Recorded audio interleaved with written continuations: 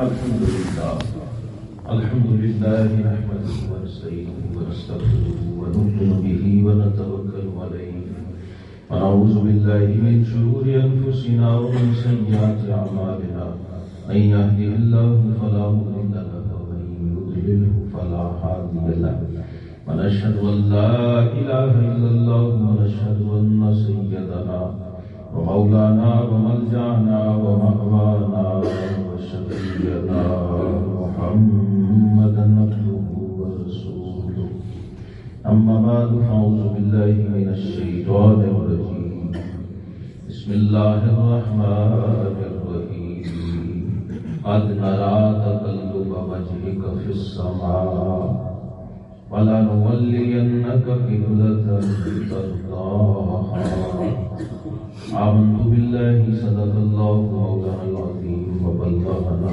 رسوله النبي الكريم الأمين إن الله وملائكته يصلون على النبي يا أيها الذين آمنوا صلوا عليه وسلموا تسليما اللهم صل على سيدنا محمد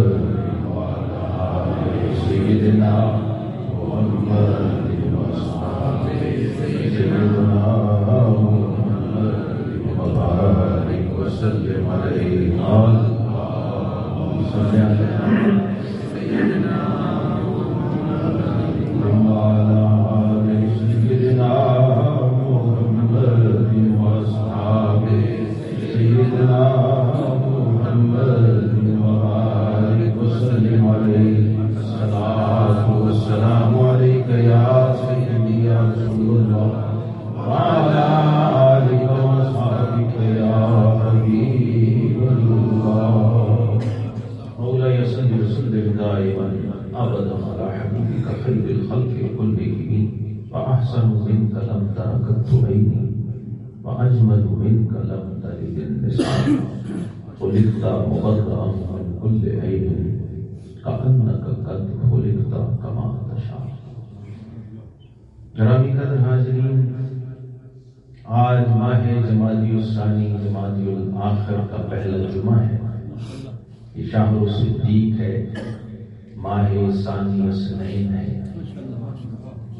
جانشین رسالت آپ صلی اللہ علیہ وسلم، نائب رسالت آپ صلی اللہ علیہ وسلم، افضل الخلق بعد الرسل، ثانی اثنین ہجرت، یار غار و مزار، امیر المومنین، خلیفۃ الرسول بلا فصل، سیدنا عبداللہ بن عثمان ابی قحافہ ابو بکر صدیق رضی اللہ تعالی عنہ. آپ کا وصال کا مہینہ ہے اور اس ماہ مبارک میں ہم کوشش کرتے ہیں کہ دسترخوان صدیقیت کا لنگر حاصل کیا جائے، جتنا بھی سمیٹ سکیں سمیٹیں. اس ماہ مبارک میں حضرت امیر المومنین سیدنا صدیق اکبر رضی اللہ عنہ کا یوم وصال ہے، 22 جمادی الثانی سن 13 ہجری. 2 سال اور 2 مہینے اور تقریباً 21 دن آپ کا دور خلافت ہے. بڑا مختصر ترین وقت ہے، لیکن سیدنا ابو ہریرہ رضی اللہ عنہ کہتے ہیں کہ اگر وہ 2 سال اور 2 مہینے اور 20 دن نہ ہوتے تو اس امت کی ڈاما ڈول کشتی کو سنبھالنے والا کوئی.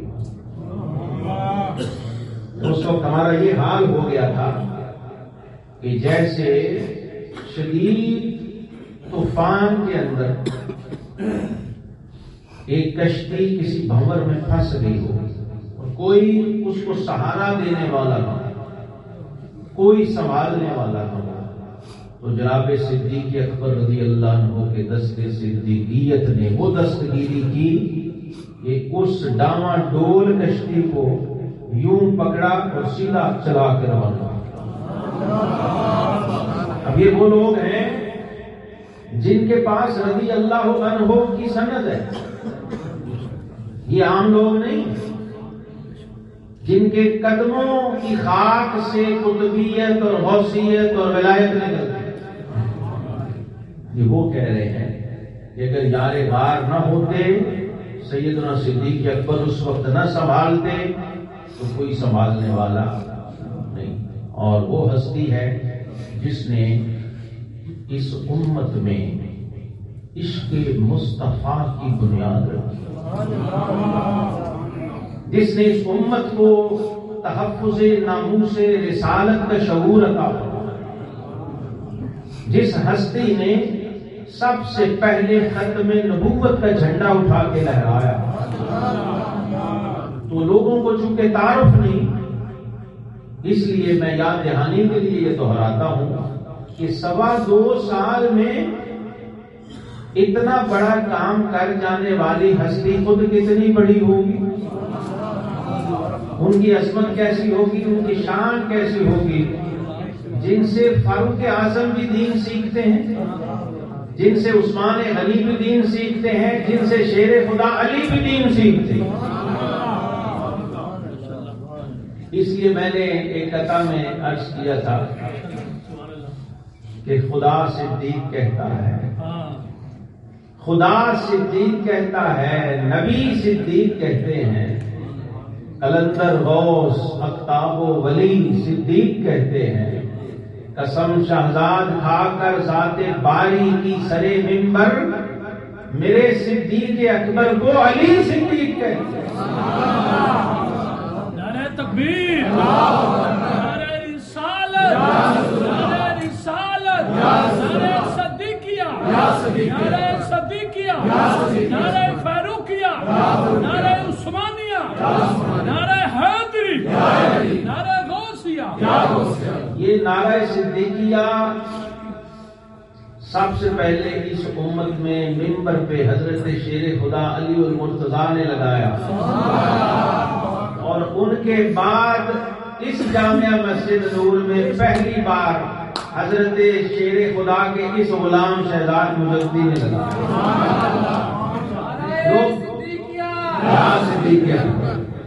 یہ نعرہ ایک بار لگائیں تو 300 رکعت نماز کا ثواب دائیں آپ کے نام اعمال میں۔ یہ سوچو ذرا، جس کا نام لیں تو 300 رکعت، تو نام والے کچھ نہیں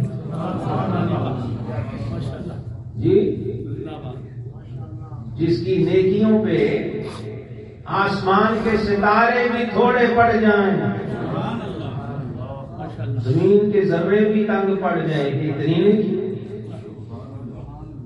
اور فاروق اعظم اپنا کل نام اعمال دینے کو چلے ہیں، اپنی کل زندگی، جو خود نبی کے لیول کا بندہ ہے۔ فاروق اعظم کا مقام کیا ہے؟ لو کان بعدی نبی لکان عمر بن الخطاب۔ یہ مقام، نبی ہے نہیں، نبوت ختم ہو گئی، اور ساری زندگی ختم نبوت کا پہرا دیا، اور کبھی زندگی میں یہ نہیں کہا میں وہ عمر ہوں جس کے لیے حضور نہیں ہے، نا نا۔ حالانکہ ان کا ایمان ہے، نبی کے منہ سے جو نکلی وہ بات ہو کے رہی، 2 نمبری نہیں کی، ڈنڈی نہیں ماری، کیونکہ عشق سچا تھا، وفا سچی تھی، ایمان پکا تھا، اور تعلق مصطفیٰ ان کی رگوں میں دوڑتا تھا خون کی طرح۔ عشق مصطفیٰ سیکھتے تھے یہ سارے صحابہ، 1,14,000 صحابہ اس ہستی سے سیکھتے تھے، صدیق ہر چیز، ہر ادا، چلنا کیسے، اٹھنا کیسے، بیٹھنا، یہاں تک کہ چہرہ مصطفیٰ کو دیکھنا کیسے، یہ بھی صدیق کے اوپر۔ بات کی تو کسی کو مجاز ہوتی نہیں تھی، ہاں یہ نہیں تھا جیسے آج کل ہوتا ہے۔ ہم نے تو اپنی مرضی کا عشق بنایا۔ عشق کیا چیز ہے؟ سرے تسلیم خم ہے جو مزاج یار میں آئے۔ صدیق اکبر سے لوگ اس لیے ڈرتے ہیں، بھاگتے ہیں پرے، کیونکہ وہ عشق کے پل صراط پہ چلنا سکھاتے ہیں۔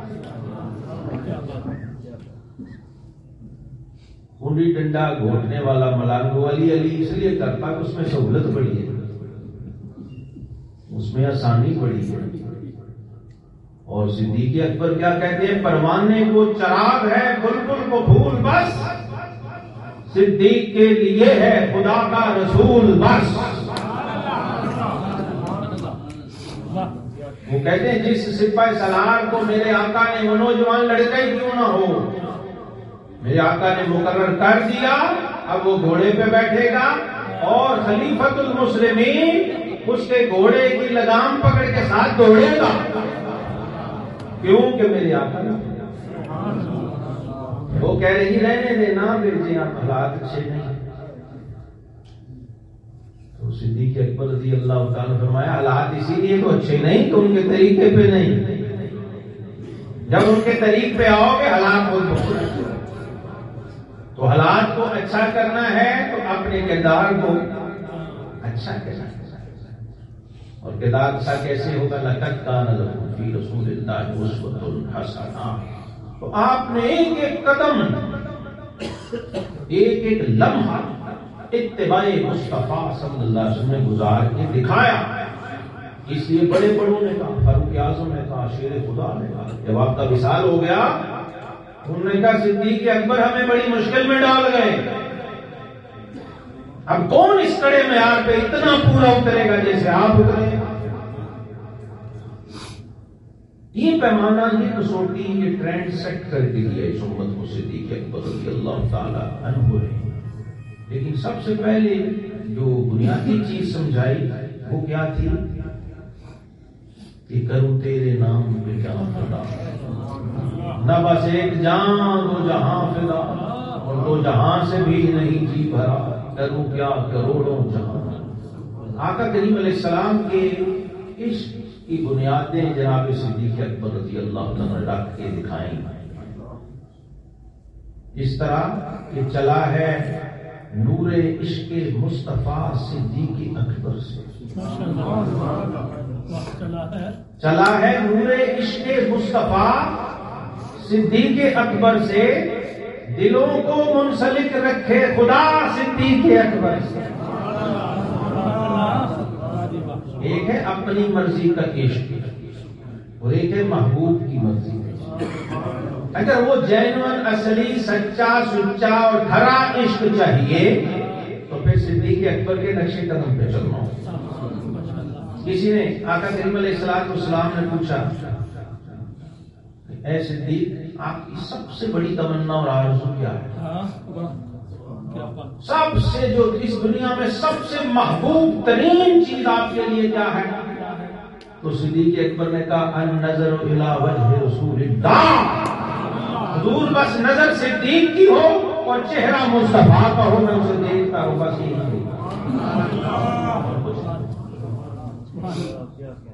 بس میری زندگی کی سب سے بڑی تمنا یہ ہے۔ کسی سائل نے پوچھا کہ اس جہاں میں کیا چیز ہے احسن، تو برجستہ کہا صدیق نے سرکار کا چہرہ۔ اس کائنات میں آپ کو کیونکہ جس طرح اور جیسے اور جتنا یار غار نے یار کا جلوہ دیکھا ہے کسی اور نے نہیں دیکھا۔ آپ سوچئے نا کہ یہ 3 دن اور 3 راتیں، چلے میں صرف 3 دن گزارتا ہوں، کسی اور نے حضور کو دیکھا؟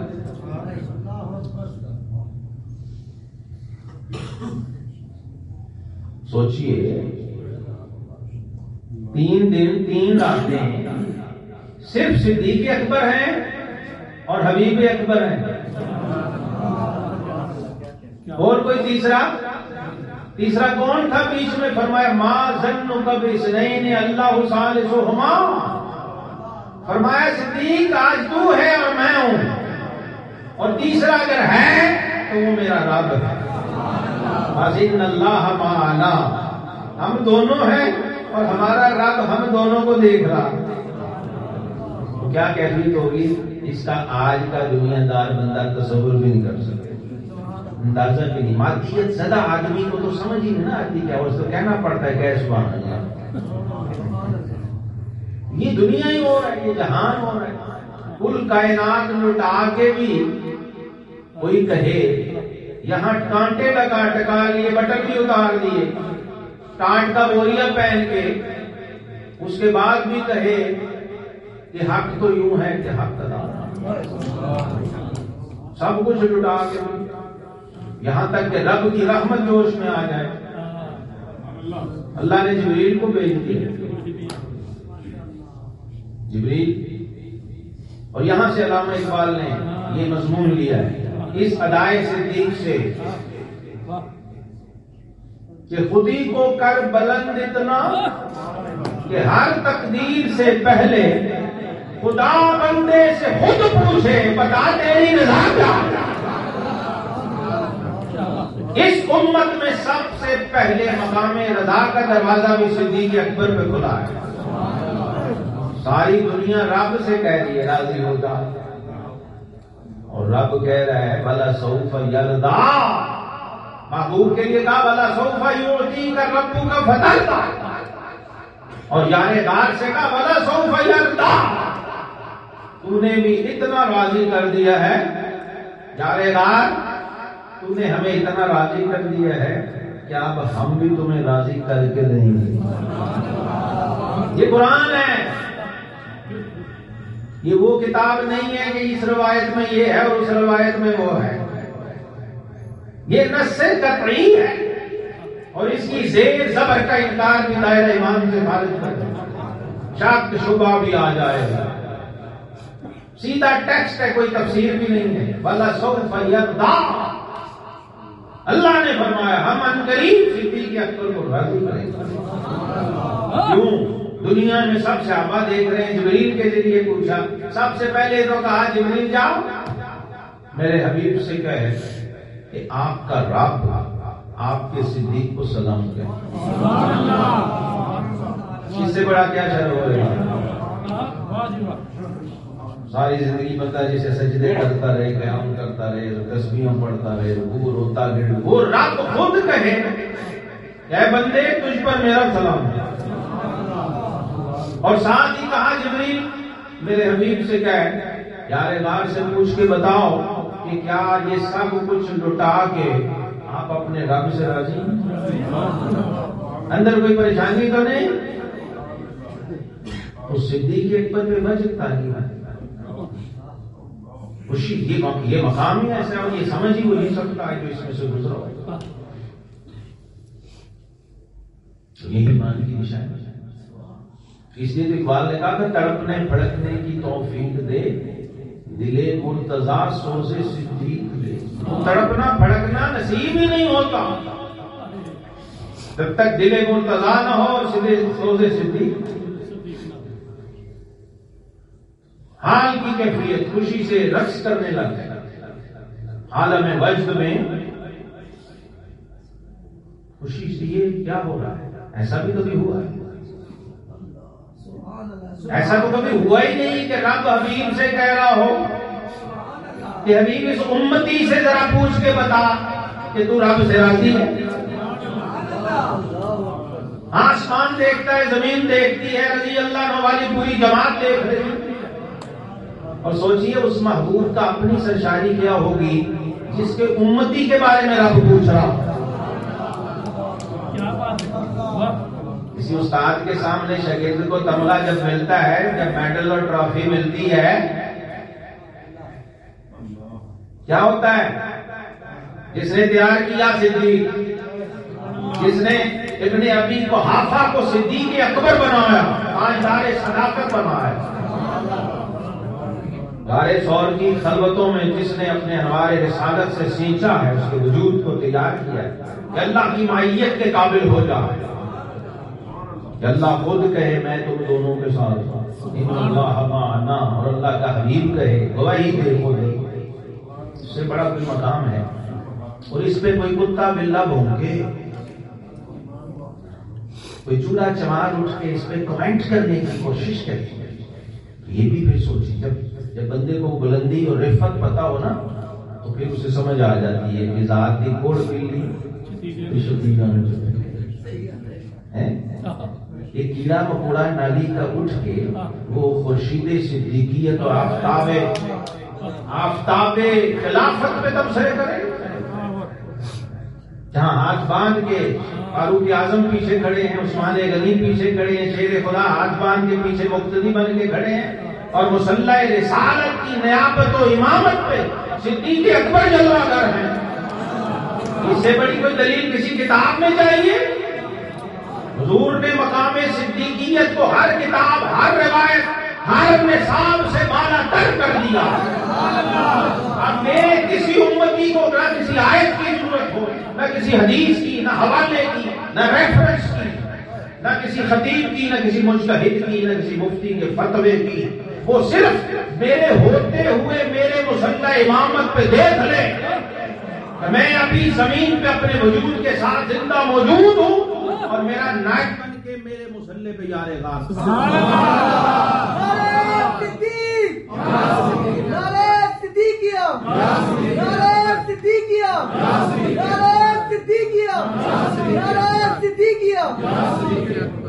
یہ مقام، یہ مرتبہ اس ذات کو بخش دیا گیا، اس کے بعد کسی کے پاس کوئی گنجائش نہیں۔ سبحان اللہ، کلمہ پڑا ہے، جس کا قرآن پہ ایمان ہے، جو یہ گواہی دیتا ہے اشہد ان لا الہ الا اللہ و اشہد ان محمد، اس کے پاس کوئی چوائس نہیں۔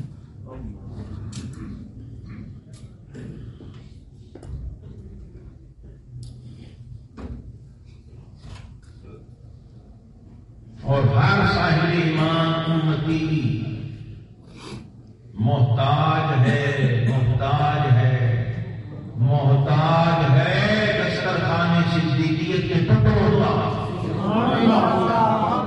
نہ اللہ سمجھ آئے گا، نہ رسول سمجھ آئے گا، جب تک صدیق اکبر رضی اللہ عنہ کی معرفت نہیں۔ میری کل تحقیق کا خلاصہ یہ ہے کہ رب نے انہیں پیدا ہی اس لیے کیا۔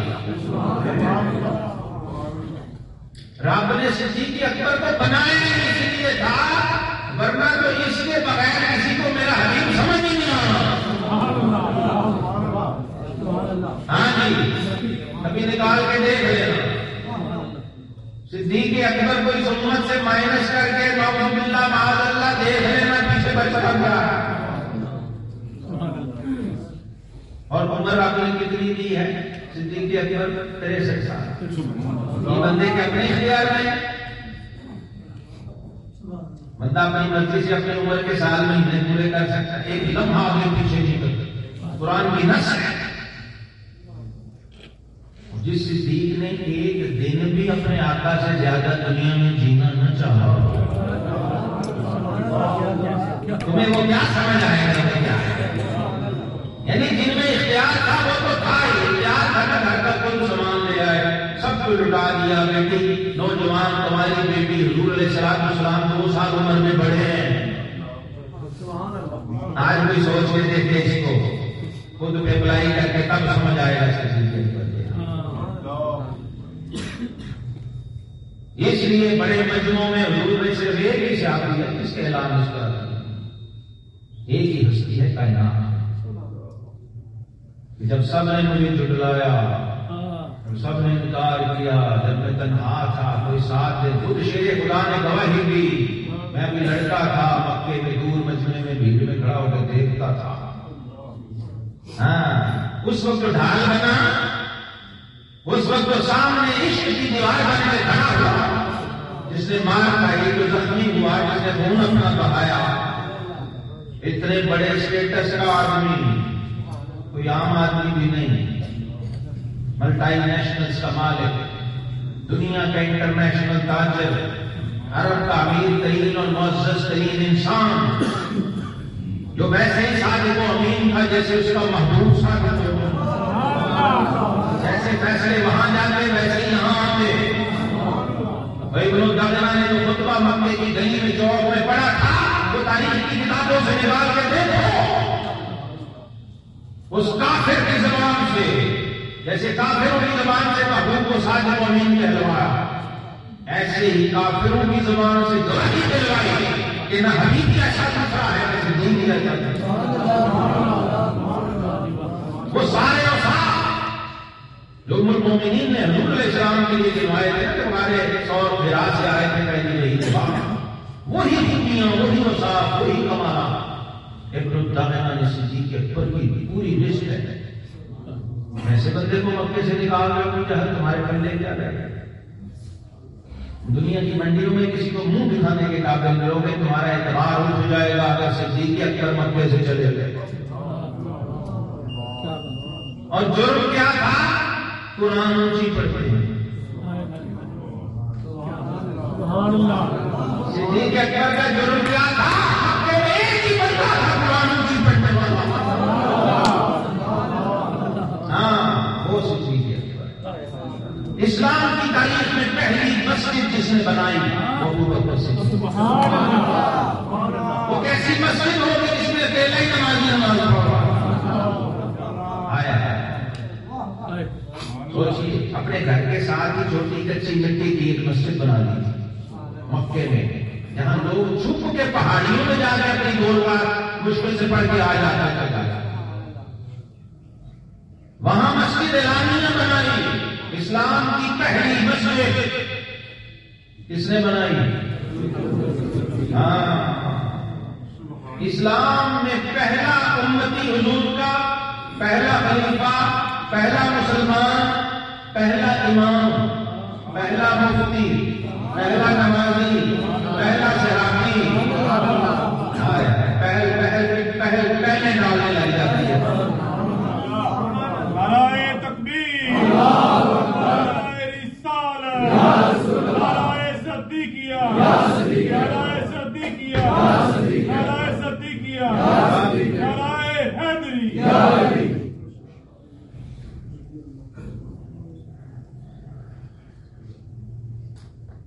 جب صدیق اکبر سمجھ آئیں گے تو پھر کہنا نہیں پڑے گا کہ وہ سبحان اللہ۔ ہاں انہوں نے ایسی بنیادیں فراہم کی ہیں، عشق مصطفیٰ صلی اللہ علیہ وسلم کیا ہوتا ہے سمجھایا ہی انہوں نے، بتایا ہی انہوں نے، سکھایا ہی انہوں نے۔ اور یہ نہیں کہ محبوب سامنے ہو تو وصال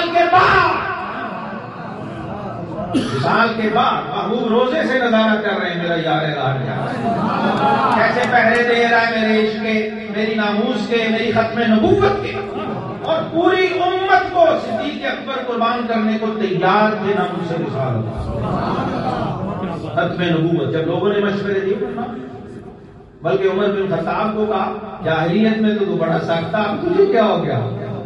جن کے بارے میں دنیا کہتی ان سے نرم کوئی ماں نے لال پیدا ہی نہیں کیا، جب عشق مصطفیٰ ناموس مصطفیٰ کی بات آتی تو عمر بن خطاب بھی کہتے حضور تھوڑا ہاتھ ہوگا، تھوڑی نرمی کریں۔ انہوں نے کہا نرمی ہر جگہ ہے، کیونکہ یہ جان کا مال کا مسئلہ نہیں ہے، ایمان کا مسئلہ ہے۔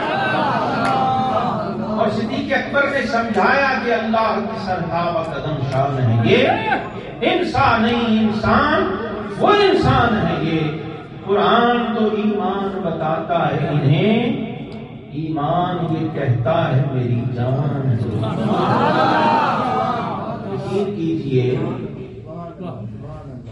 صحابہ کرام سارے مسجد بری ہوتی تھی مقدمہ کے دن جب حضور علیہ السلام تشریف لاتے اپنے کاشانہ اقدس سے، کاشا قصر نبوت سے، تو کسی کی ضرورت نہیں ہوتی تھی یوں نظر اٹھا۔ یہ ترمذی شریف کی حدیث ہے۔ کیا ہوتا؟ سب سے پہلے صحابہ کہتے ہیں کانا یتبسمان الیہ، بس دو ہی ہستیاں، پہلے صدیق اکبر اور ان کے پیچھے پیچھے پھر فاروق اعظم۔ پہل وہاں بھی فاروق اعظم نے نہیں کی، اور جلوہ مصطفیٰ ہو اور نظر فاروق کی ہو تو انہوں نے وہاں بھی سبقت کی کوشش، انہیں پتہ چل گیا تھا اس موقع پہ کہ عمر تو کبھی بھی برابری نہیں، لہذا پیچھے چل پڑا، برابری نہیں ہو سکتی۔ تو فاروق اعظم فالوور ہیں صدیق اکبر کے، عثمان غنی فالوور ہیں صدیق اکبر۔ عثمان غنی نے تو کلمہ ہی صدیق اکبر کے بحاف پہ پڑھا، پورے کے پورے عثمان غنی صدیق اکبر کے نامہ اعمال میں پڑھے، پورے کے پورے بلال حبشی صدیق اکبر کے نامہ اعمال میں پڑھے۔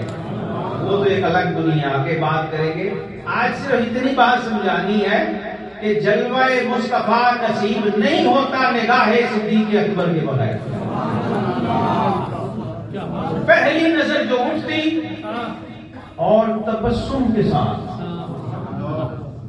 تبسم سے جس کی تسکین سے روتے ہوئے ہنس پڑے، اس تبسم کی عادت پہ وَيَتَبَسَّمُ إِلَيْهِمَا، کہتے یہ دونوں نظریں چہرے اٹھتے، نگاہیں چار ہوتی، اور پھر آقا کریم علیہ الصلوۃ والسلام بھی جواباً تبسم کا لنگر عطا فرماتے۔ بس یہ ریسیپشن تھی، یہ استقبالیہ تھا، اور یہ اس پر آگے سے کرم تھا، جواب تھا، اور یہ کل صحابہ کی حاضری ہو گئی۔ اب باقیوں کو اجازت ہوتی تھی دیکھنے کی، اور وہ دیکھتے کیسے تھے؟ وہ کہتے ہیں یوں ڈائریکٹ نہیں، بے ادبی تھی، یوں ایسے کیوں سے تھوڑا تھوڑا، کیونکہ پورا دیکھنے کی تاب نہیں تھی۔ صحابہ نے گواہیاں دی ہیں کہ ہم نے سورج کے مقابلے میں بھی حضور کا چہرہ دیکھا، 14ویں رات کے چاند کے مقابلے میں بھی حضور، لیکن وہاں سورج شرما رہا ہوتا تھا اور وہاں چاند ڈگمگا رہا ہوتا تھا۔ سورج میں ایک جھجک سی وقت طلوع دیکھی، یہ تو میں نے لکھا ہے 1400 سال بعد مدینے میں اب بھی یہی حال ہے۔ میں تہجد کے وقت بھی مدینہ میں انٹر ہوا، قباء سے تو اوپر چاند تھا، اور میں اشراق کے وقت بھی نکلا، احد کی طرف سے سورج طلوع ہو رہا تھا۔ یہ میرا اپنا مشاہدہ ہے۔ جس کے گنبد کے آگے سورج نہ ٹکتا ہو، اس کے چہرے کے آگے سورج کیا ٹھہرے گا؟ اس لیے شاعر نے کہا رخ مصطفیٰ ہے وہ آئینہ، کہ اب ایسا دوسرا آئینہ نہ کسی کی بزم خیال میں، نہ دکان آئینہ ساز میں۔ یہ میں نے خود دیکھا ہے کہ سورج میں ایک جھجک سی وقت طلوع دیکھی، اور مہتاب کو بھی گم سم پایا تیری گلی میں۔ مسجد نبوی شریف کے جو مینارے ہیں ان کے اوپر آپ دیکھیں چاند ہلال بنے، تو اب رات کا منظر تھا، 2:30 بجے کا وقت تھا، صحن میں خاموشی، سناٹے، ہر طرف روشنیاں، نور۔ پہلے تو مجھے سمجھ نہیں آئی کہ یہ آسمان والا چاند ہے یا مینار والا چاند ہے۔ میں نے دوبارہ وہ لگ رہا تھا انہی میں سے ایک ہے، تو میں پھر دھیان سے دیکھا، کیونکہ رات تھی تو وہ آسمان والا تھا، لیکن اس آسمانی چاند کے اندر ایک گم سم کی کیفیت تھی، یعنی وہ گم تھا ان مینارے کے چاندوں کے آگے، مدھم تھی اس کی چاندنی، اور محسوس ہی نہیں ہو رہا تھا ہے بھی کہ نہیں ہے۔ تو پھر مجھے جابر بن سمرہ یاد آئے رضی اللہ عنہ، جنہوں نے کہا تھا 14ویں رات کو میں نکلا اور اللہ کے حبیب نے سرخ دھاری دار حلہ پہنا ہوا تھا۔ ذرا آنکھ دیکھیں دیکھنے والے کی، وہ تو وہ ہے تمہیں ہو جائے گی الفت مجھ سے، ایک نظر تم میرا محبوب نظر تو دیکھو۔ یہ صحابہ کہ ہم اس لیے محتاج ہیں کہ ہمیں دیکھنا بھی ان سے سیکھنا، کہ اس جلوے کو دیکھتے کیسے ہیں۔ اعزاز یہ حاصل ہے تو حاصل ہے زمین کو، افلاک کو تو گنبد خضرا نہیں۔ تو انہوں نے کہا میں ایک نظر چاند کو دیکھوں اور ایک نظر نبوت کے چاند کو دیکھوں۔ بار بار میں نے دیکھا تو مجھے چاند جلوہ مصطفیٰ کے آگے ماند نظر آئے۔ 14ویں کا بدر کامل، اس دور کا بدر کامل، سوچئے آقا کریم علیہ السلام کے حسن و جمال کو بھی اگر کسی نے محسوس کرنا ہے تو وہ صدیق اکبر کے جذبوں کا، ان کی لطافت کا، ان کے عشق کا، ان کی محبت کا، ان کے انداز بیان کا محتاج ہے۔ صدیق اکبر رضی اللہ تعالی عنہ کو سمجھے بغیر دین سمجھ نہیں آ سکتا، کلمہ سمجھ نہیں آ سکتا، ایمان سمجھ نہیں آ سکتا۔ عشق مصطفیٰ صلی اللہ علیہ وسلم سمجھ نہیں آ سکتی. اس لیے ان کی معرفت لازم و واجب ہے، اس کے بغیر چارہ نہیں ہے. نماز کی لذت نصیب نہیں ہو سکتی. انشاءاللہ العزیز آگے بیان کروں گا تفصیلات اس کی، کیا کیا چیزیں جزیات جڑی ہوئی ہیں اسوہ صدیق اکبر رضی اللہ تعالیٰ کے ساتھ ہمارے دین میں. وہ چاہے روزہ ہو، چاہے کلمہ ہو، چاہے نماز ہو، چاہے زکات ہو، چاہے حج ہو. پہلا امیر حج بھی صدیق اکبر ہے. حضور علیہ السلام نے اپنی حیات ظاہری میں جس کو اپنا نائب بنا کے خود حج پہ نہیں گئے، صدیق سن 9 ہجری میں صدیق اکبر کو بھیجا. یہ کم ہے، یہ کم ہے. کسی کو سماپی گندے گنگے بہرے بنے ہوئے ہیں جان بوجھ کے. اور شیر خدا علی المرتضیٰ مدینے میں ہے، اس لیے شیر خدا سے زیادہ کسے صدیق اکبر سمجھ آئے گا. اس لیے پیر نصیر صاحب رحمۃ اللہ یاد آ جاتے ہیں. وہ کہتے ہیں جو تنگ ذہن ہو، یہ سید زادہ ہے، چشتی نظامی ہے، پیر مہر علی شاہ کا پڑپوتا ہے، جی گیلانی سید ہے. کہتے ہیں جو تنگ ذہن ہو یہ اس کے بس کی بات نہیں. علی سے پوچھ کہ کتنا عظیم تھا صدیق.